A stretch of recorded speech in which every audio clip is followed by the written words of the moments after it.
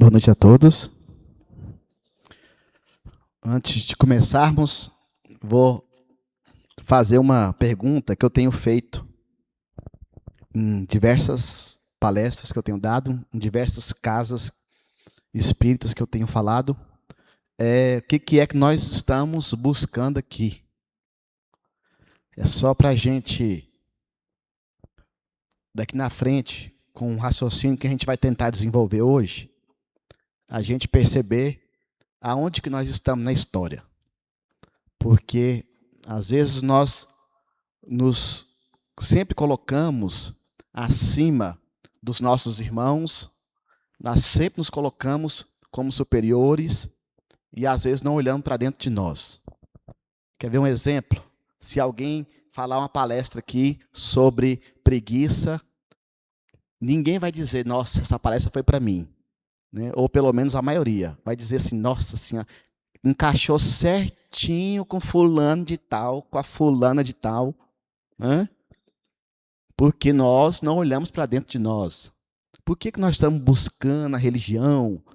A gente entra aqui toda semana, será que a gente sai igual toda semana? Recebe aquelas bênçãos da música, da palestra, do passe. Aí vira a esquina, na primeira fechada, já está xingando a pessoa. Aquela energia positiva, às vezes, dura no máximo até amanhã. Por que todos esses contextos? Né? Nós estamos procurando o que aqui? Qual que é a verdadeira intenção da religião? Se não é a transformação de nós. Eu sempre prego, o mais importante na casa espírita é esse momento que nós estamos tendo aqui. Porque o passe, o tratamento espiritual, o passe, você vai ter aquela cura momentânea naqueles primeiros momentos, às vezes até de uma forma um pouco mais duradoura, mas a origem do problema a gente não ataca. Porque as dores, elas vêm das nossas mazelas interiores. A dor vem do nosso desarranjo. As dores físicas, elas vêm porque nós não cuidamos do nosso corpo, porque nós não alimentamos de forma adequada, porque nós não oramos, não vibramos em pensamento positivo. Será que Jesus, que viveu no mundo doente, ele ficou doente alguma vez? O que vocês acham? Será que Jesus ficou doente alguma vez? Ele viveu no mundo doente. E certamente digo para vocês que durante muitos dias aí sequer alimentação ele teve. Ou quando tinha alimentação era bastante simples. Mas eu acredito, apesar de não ter nada falando especificamente sobre isso, eu concluo que Jesus passou de forma perfeita, porque a vibração dele era sempre absoluta, era sempre no pensamento positivo. Então não adianta nada nós vimos aqui buscar a graça, se aquilo que nós ouvimos aqui não servir para transformar o nosso íntimo, nosso interior. E esse é o chamamento que eu farei de formas diversas todas as vezes que estiver falando. Porque mesmo que eu saia daqui, às vezes, até com dor de cabeça, às vezes o questionamento que um palestrante traz dói lá no fundo da alma, porque nós somos orgulhosos. Quando toca num defeito da gente, primeiro ato nosso é espinhar, não é aceitar. Porque aquilo lá está machucando dentro da gente. Às vezes, naquele dia, eu saí dessa forma. Mas, em casa, durante a semana, eu fui refletir no que nos foi falado e percebi que precisava melhorar. E aí é essa melhora que transforma. Eu posso tomar um remédio para dor de cabeça, que, aliás, a maioria das dores de cabeça tem origem no estômago. Eu posso tomar um remédio para dor de cabeça ou um remédio para o estômago e sarar naquele momento, mas amanhã eu vou ter essa dor de novo. Porque o que causa essa dor são a alimentação inadequada, é o excesso de alimento inadequado. E se eu não corrigir essa causa, eu não vou melhorar nunca, ou quase nunca. Na semana passada, na palestra passada, nós falamos sobre as preces pagas. Aí eu vou fazer uma introdução, porque o tema de hoje, ele tem muito a ver com o que nós falamos na palestra passada e com a introdução que nós fizemos. Eu disse que a doutrina espírita nos explica que nós estamos sempre fadados à evolução e que nós evoluímos desde o mineral até chegar no espírito. E durante essa trajetória nós vamos desenvolvendo até que a gente adquira a nossa individualidade espiritual e a partir daí não deixamos de existir jamais. E quando nós somos criados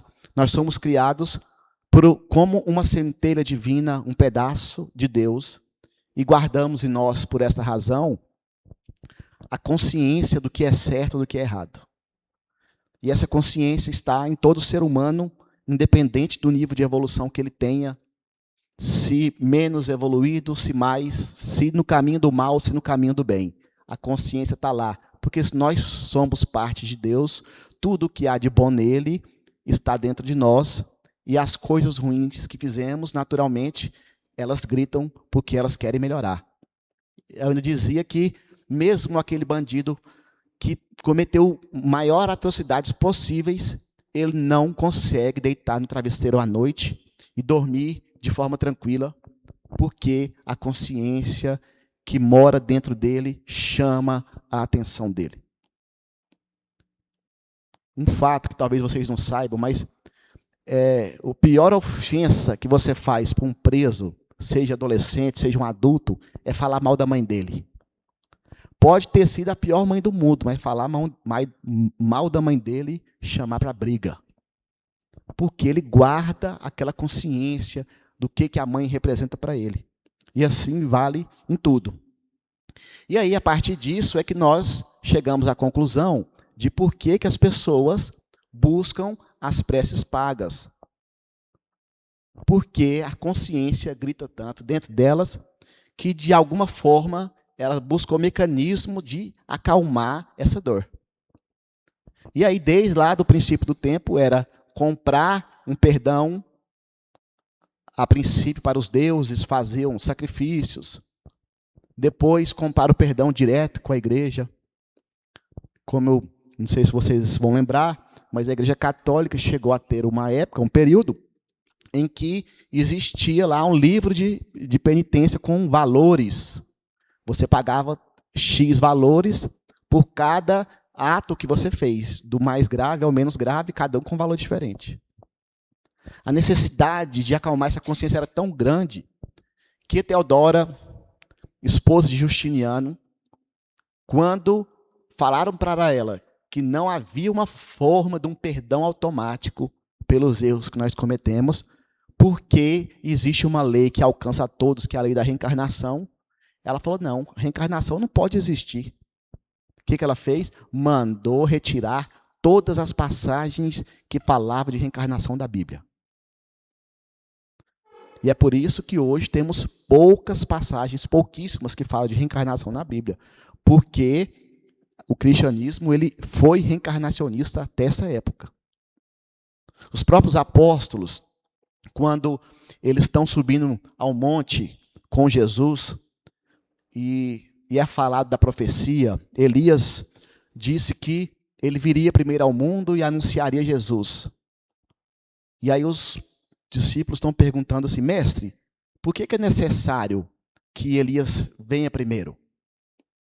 Então, veja bem, era uma fala comum. Elias diz que viria primeiro anunciar.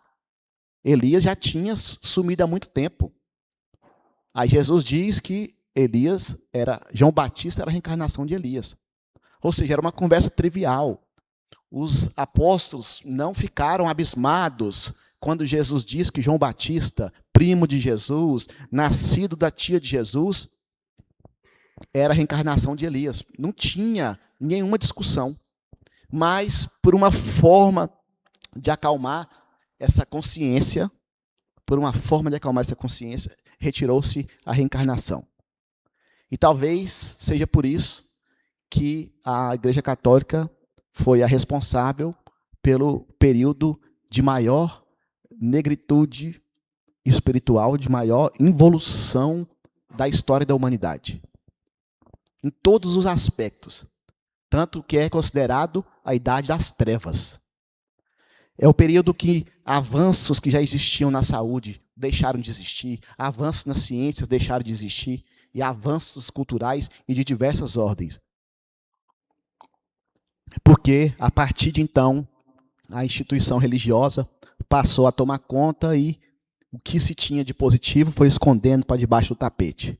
E aí, se eu posso pagar por um perdão, se eu não posso fazer determinada coisa, a reencarnação, que seria a porta de saída, não existe mais. Enfim, não é o tema de hoje. E aí, com essa forma, com essa necessidade de que nós buscássemos acalmar essa nossa consciência, é que espíritos que não guardavam uma evolução e que não estavam preocupados de fato com o verdadeiro sentido da religião, começou a utilizar a religião, a fé, como mercado, como mercadoria. Então o erro não está, obviamente, só nas pessoas que, às vezes, de forma cega ou por falta de conhecimento, buscam pagar por uma prece, pagar por uma bênção qualquer. Mas, principalmente, na mão daquelas pessoas que têm o conhecimento, que sabem e aproveita disso para usurpar da fé alheia. Apesar de parecer atual o que eu estou dizendo, e se encaixar em diversas denominações religiosas que por aí se encontram, estou falando do passado, de mais de 2000 anos atrás. E a gente observa que na caminhada de Jesus, em todos os momentos, ou em quase todos os momentos que ele prega ou que ele traz qualquer tipo de ensinamento, ele fala de forma calma, mansa e pacífica. E qual que foi uma das únicas vezes em que Jesus se alterou? Quem que se arrisca a dizer? Jesus, que até então sempre optava pela fala mansa e pacífica, construída através de histórias, não julgava ninguém, não questionava ninguém, mas teve um momento em que, pelo menos a Bíblia narra essa história, de que Jesus se alterou de forma a causar um espanto. Quem que vai lembrar? Quem lembrar vai ganhar uma estrelinha no céu. Oi? Nos templos com os mercadores, exatamente. No templo com os mercadores. Jesus chega, a religião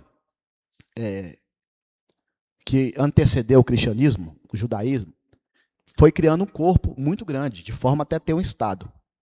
E eles criou uma espécie de um espaço onde se vendiam as coisas, vendia coisas em nome da religião, mas foi chegando um ponto de que aquilo foi crescendo e tomando um vulto tão grande que eles começaram a vender as coisas. Então, vendia uma prece, vendia um objeto sagrado, e Jesus, vendo aquilo, ele se alterou. Como é que a história narra, lá no Evangelho de Mateus? O título é Vendilhões do Templo. Chegaram, pois, Jesus a Jerusalém.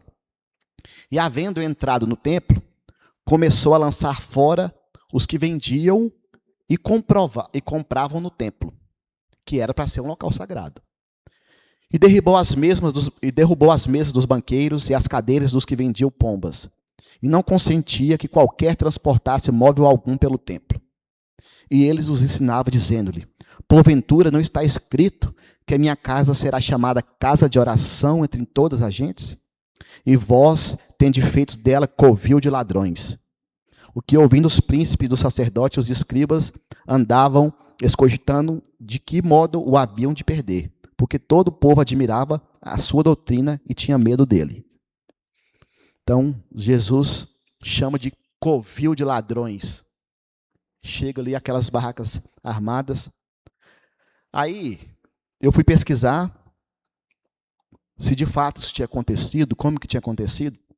E aí, uma coisa interessante, que até nisso daqui há um pouco de exagero no comportamento de Jesus. Para vocês terem uma ideia, esse templo aqui era numa espécie de forte em que só de soldados tinha aproximadamente 2.000 soldados. Então, se Jesus chegasse ali e fizesse essa bagunça toda, certamente ele seria preso. no meio só de soldado, 2.000. Então, o que de fato acontecia, os profetas da época, eles tinham um hábito de que quando eles queriam passar o ensinamento, eles encenavam algum tipo de situação para passar uma mensagem. E diz que Jesus encenou essa situação para que essa mensagem ficasse gravada na memória de que a fé jamais pode ser comercializada. Tanto que é um ponto de destaque é que a fé jamais pode ser comercializada. E, apesar disso, a gente vê que isso ocorre até hoje. Então, só para a gente contextualizar, na época era o principal ponto religioso, milhares de peregrinos passavam. Então, se Jesus quisesse dar um recado, ele teria que dar um recado de um local em que diversas pessoas estavam presentes e poderiam presenciar ou ter pelo menos conhecimento de tudo isso. E ele fez tudo isso porque o sagrado transformou-se em negócio, infelizmente. E a gente vê hoje, vende-se bênçãos até hoje. Vende-se curas, vende-se prece, vende-se uma série de coisas. O próprio espiritismo, na França, para vocês terem uma ideia, é cobrado passe. Então, lá, eles desenvolveram o aspecto científico e parou na ciência, não desenvolveu o aspecto filosófico, religioso, que tem com bastante abundância na doutrina espírita, e se vende pelo passe. E aí a gente vai ver por que isso é totalmente contra. Então, Jesus, ele não condena o comércio, ele não condena o que existia ali, ele condena a motivação religiosa que isso se dava. Jesus, às vezes, quando a gente fala, tem um mal que o espírita às vezes comete, é que para muitos espíritas o dinheiro é um pecado, é uma sujeira. Tanto que quase não se ouve falar aqui, em qualquer casa espírita, sobre dinheiro. A não ser quando há uma necessidade, há uma campanha. A gente tende logo a atrelar isso como sujeira. O que Jesus não condenou. O que Jesus desatrelou é de que haja qualquer necessidade de que em troca de dinheiro você receba algo em troca. Dinheiro é importante. A casa espírita, para construir isso aqui, teve que ter dinheiro. Se nós não contribuirmos, nós não vamos ajudar a pagar as contas da casa. Tem custo de manutenção, de reforma. Agora, se nós não pagarmos, nós vamos deixar de receber algum benefício? Jamais. Jamais. Então, o trabalho honesto, a venda, tudo isso não foi condenado por Jesus. Apenas a forma como isso foi dado. Aí a gente vai perceber que em diversas outras passagens, Jesus está dizendo para que nós doemos de graça aquilo que de graça recebemos. E ele, tanto ele quanto os apóstolos, deram um exemplo na prática. Jesus não vivia de doações. Os apóstolos, eles trabalhavam, ganhavam dinheiro da própria comida para se sustentar, e tudo o que eles faziam era de graça. A cura, as doenças. Paulo de Tarso, que foi um dos homens mais ricos da época, ele largou toda a fortuna dele e foi viver de fazer tapete para ganhar dinheiro. Então, uma bênção que não é fruto da minha conquista, ela não pode ser utilizada como ferramenta para ganhar dinheiro. A mediunidade, por exemplo, é uma delas. A fala, é óbvio, eu sou psicólogo, eu sou médico, eu sou um terapeuta. Isso daqui é uma capacidade que eu conquistei pelo meu estudo, pelo meu esforço, é minha profissão. Agora, eu sou médium, eu consigo enxergar determinadas coisas, aí eu começo a vender para mim usar, receber benefícios em troca disso. Então, Deus não vende suas graças, Deus não vende suas bênçãos. Deus sequer está preocupado se você acredita nele. Vocês vão ver eu falar isso em diversas das minhas palestras. Porque a vantagem da doutrina espírita, e isso até Chico Xavier falou, que ele só permaneceu no espiritismo, porque a doutrina espírita dizia que fora da caridade não há salvação. Se ela dissesse fora da doutrina espírita, ele estava fora. Então Deus não está preocupado se você acredita nele, se você não acredita. Ele está preocupado com o que você faz, com o que você dá ao próximo, com o que você repassa. É por isso que quando uma viúva, nas histórias aqui, ela deu uma moeda para Jesus, foi a que mais doou. Sendo que teve pessoas que doou-lhe saco de dinheiro, sacolas, porque ela tirou do que lhe faltava, ela tirou daquilo que tinha dentro dela para doar. E a gente, na maioria das vezes, só dá o que sobra. Eu só cuido do meu irmão se eu estiver bem, se eu estiver disposto. Eu só ajudo se eu não estiver precisando de nada. Eu só dou um dinheirinho se estiver sobrando. Primeiro sou eu, depois é o outro. E assim a gente vai caminhando. Dai gratuitamente o que gratuitamente recebestes. Além de estar previsto na Bíblia, Allan Kardec trouxe um tópico específico para dizer que isso. A vida ela é gratuita, o ar é gratuito, a luz, o sol, a misericórdia divina, a oportunidade de crescimento são gratuitas, jamais podem ser vendidas. Assim também como as faculdades mediúnicas, ninguém compra mediunidade, ninguém produz, ela é um presente, ela é uma forma que Deus nos concedeu de que nós possamos realizar uma atividade em nome de Jesus, em nome de Deus. Quanto melhor nós usarmos ela, melhor é o resultado que nós obteremos lá no céu. E aí daqui a pouquinho a gente vai entender que aqueles que buscam aqui. A mediunidade não pertence ao médium, sob a ótica espírita, esse é o ponto essencial. A mediunidade não é do médium, ela é de Deus, ela é da espiritualidade. O médium é um instrumento, é uma faculdade que não lhe pertence. Foi confiada a Deus para determinada finalidade, não para benefício próprio, para uma determinada finalidade. E aí a gente observa que, mal usada, logo ela é retirada. Aqueles irmãos que vêm com um dom de psicografia e começam a ganhar dinheiro, logo os bons espíritos se afastam dela e ela começam a estar ali. Continua psicografando, na maioria das vezes você vai ver o conteúdo já não é aquele importante mais, porque está vendendo aquilo que recebeu de graça. Imagina Chico Xavier, que vendeu mais de 50 milhões de livros, não ficou com um único real de nenhum dos livros que ele vendeu. Sobrevivia exclusivamente de uma aposentadoria que ele tinha. Morava numa casa pequena. E o espiritismo teria sido muito menor se ele tivesse recebido um dinheiro. Meu pai tem um amigo, advogado, que deixou de receber um dinheiro absurdo de honorários, porque uma senhora estrangeira que tinha recebido uma carta de Chico, psicografada do filho dela, ela deixou no testamento. E quem era o responsável por cumprir era esse advogado, que desse ao Chico uma quantia em dinheiro, um quadro milionário, um relógio milionário, e que ele só receberia a parte dele depois de entregar os bens.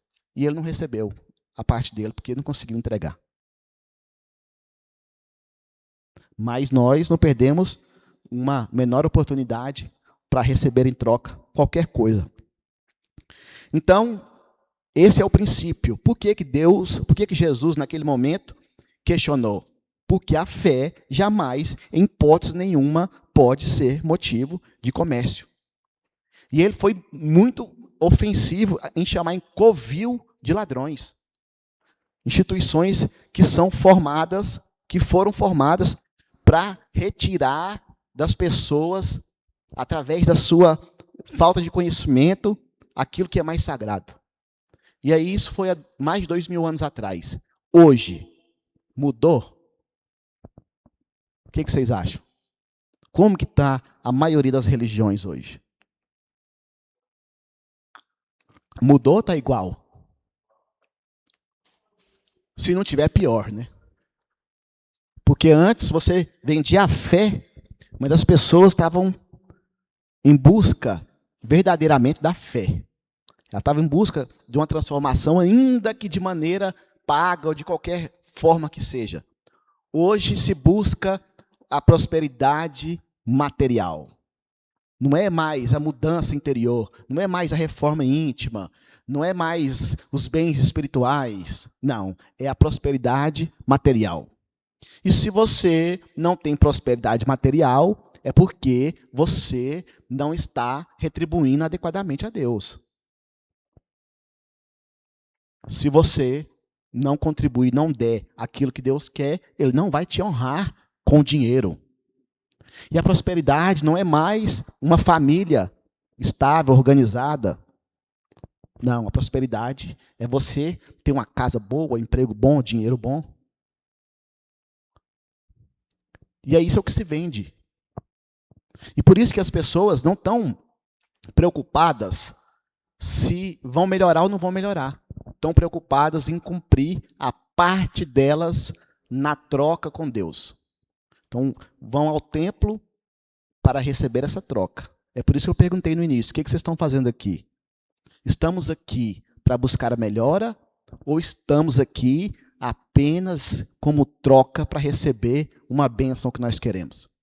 Uma cura para alguém da família ou uma cura para nós? Onde nós nos encontramos nesse papel?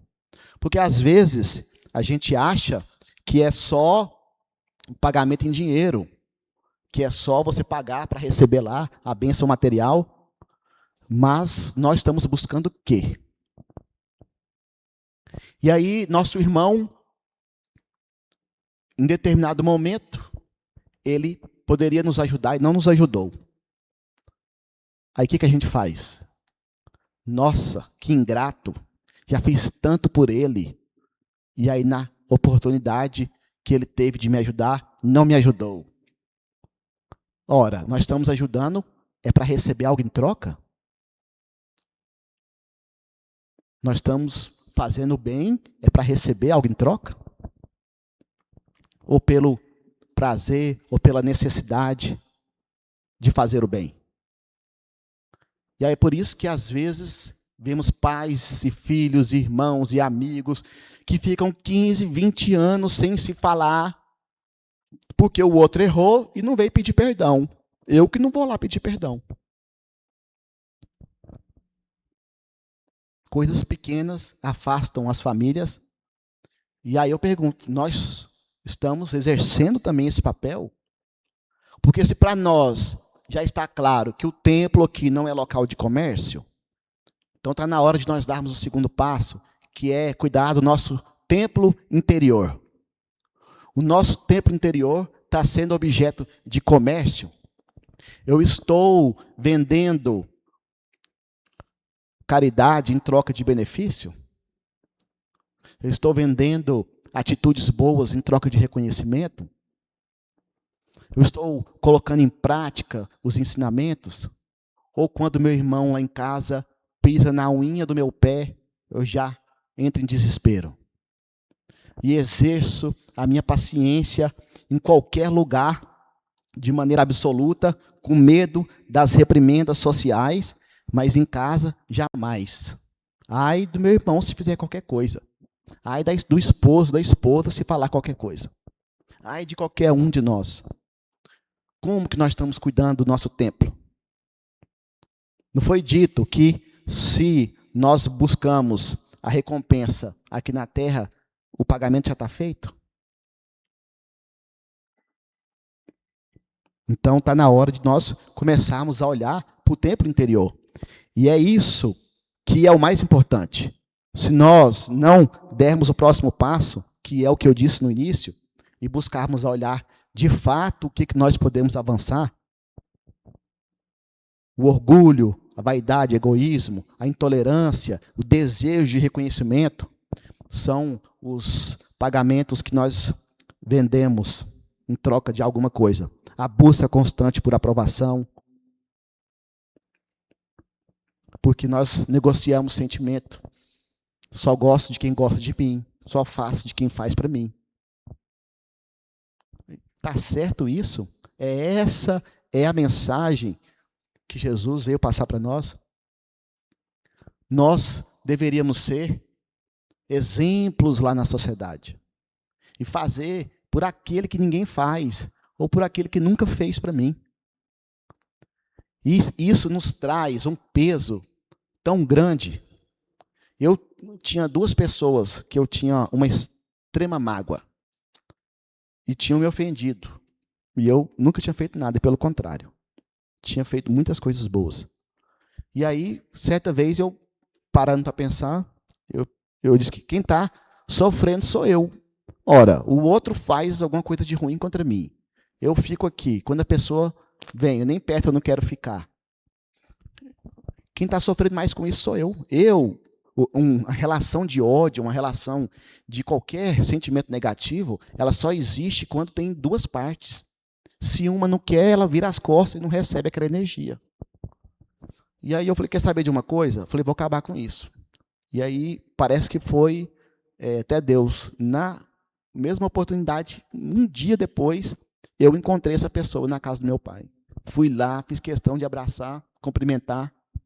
E aí, como um passe de mágica, aquilo saiu de dentro de mim. E se ela mudou o sentimento dela ou não, para mim não importa, mas para mim mudou. Então, o meu tempo não pode ser base de troca. Eu não posso só perdoar aqueles que se propõem a me perdoar. Está na hora de nós fazermos a nossa reforma interior, acabar com essas coisas. Veja, tudo isso que eu estou dizendo não tem nada a ver com o outro. São passos simples, pequenos, que nós podemos adotar dentro de casa. Ainda que eu seja na raiva, mas vamos fazer. Ainda que seja na raiva, vamos conversar com aquela pessoa que nos fez o mal. Daqui a pouco a gente faz por amor, mas vamos fazer. Pensa sempre diante de qualquer situação dessa aqui, que se nós queremos melhorar, se nós queremos avançar, nós não podemos nos comportar como os vendilhões do templo. E pensa que vender não é só dinheiro. Aí você pensa, não, você não posso ser assim não. Está na hora de eu começar a mudar, substituir tudo isso dentro de mim. Tentar a humildade, a fraternidade, começando pelo lar, que é mais fácil. Então, ao expulsar os vendilhões do templo, Jesus não estava combatendo as pessoas. Estava combatendo a corrupção do sentimento religioso. Estava ensinando que as coisas de Deus não possuem preço. Que a fé não é mercadoria, que a caridade não pode ser objeto de comércio, que os dons espirituais existem para servir. E ele mostrou isso na prática, lavava os pés. Aí perguntaram para o Chico certa vez por que a pessoa estava vendo o Chico a noite inteira. Aí ele vinha, beijava a mão da pessoa, beijava a mão da pessoa. E aí perguntaram para ele por que ele beijava a mão de todo mundo. Aí ele disse, porque não dava conta de lavar os pés, porque senão ele lavaria os pés. E ele não falou isso com uma falsa humildade, ele falou com humildade. Jesus, que foi o maior de todos que passou por aqui, lavou os pés dos discípulos. Mas a maior lição seja outra. Jesus não expulsou apenas vendedores de um templo de pedra. Ele continua ainda hoje tentando expulsar do templo de nossa consciência tudo aquilo que transforma a fé em interesse. Tudo. Dinheiro ou não. Bens ou não. Mercadoria ou não. A caridade é moeda de troca e o amor é instrumento de vantagem pessoal. Então, que os ensinamentos de hoje possam, que nós reflitamos e analisemos como estamos nos comportando em relação ao nosso templo. E para encerrar, uma pequena poesia sobre o tema. Entrou Jesus no templo em silêncio, como entra a luz quando rompe a manhã. Não trazia espadas nem exércitos, trazia apenas a verdade por companheira. O povo passava apressado entre moedas, promessas e ofertas. Mas o mestre enxergava além das paredes, via os corações e suas portas abertas. Então ergueu sua voz, firme e serena, não contra homens, mas contra ilusões. Pois o templo de Deus não se constrói em pedras, mas no santuário vivo das consciências e dos corações. Não eram apenas mesas que tombavam, nem apenas moedas que se espalhavam ao chão. Eram séculos de interesses humanos sendo confrontados pela força da razão. Porque Deus não vende a sua bênção, não negocia o perdão nem o amor. O sol não cobre pela luz, nem a fonte pelo frescor. Tudo que vem do alto é dádiva, é graça, é misericórdia sem fim. E quem transforma a fé em comércio, afasta-se do Cristo dentro de si. Mas talvez o templo de Jerusalém seja apenas uma imagem a nos ensinar, pois cada alma traz em si um templo que o mestre deseja visitar. E quando ele chega, manso e sublime, não procura ouro nem posição, procura os vendilhões escondidos nos recantos do nosso coração. O orgulho que pede aplausos, a vaidade que deseja aparecer, o egoísmo que fecha as mãos quando alguém precisa receber, as mágoas guardadas em segredo, o julgamento sem compaixão, as pequenas moedas do interesse circulando na alma em agitação. Então Jesus, sem violência alguma, mas com a autoridade do amor, derruba as mesas das ilusões humanas e nos convida a algo superior. Transforma a culpa em aprendizado, transforma a dor em redenção, transforma o homem velho e cansado numa nova criação. E quando o templo interior se purifica, quando silencia o mercado da ambição, ouve-se novamente a voz do Cristo: minha casa será casa de oração. Que assim seja, que ao final da jornada terrestre, quando cessarem as lutas e a aflição, encontre Jesus em nosso íntimo, não um covil de interesses, mas um templo de luz, de serviço, de humildade e de amor. Que assim seja, mais um templo de luz, de serviço, de humildade e de amor. E que Jesus, quando visitar o nosso templo à noite, possa encontrar, no mínimo, um templo em reforma. Obrigado, boa noite.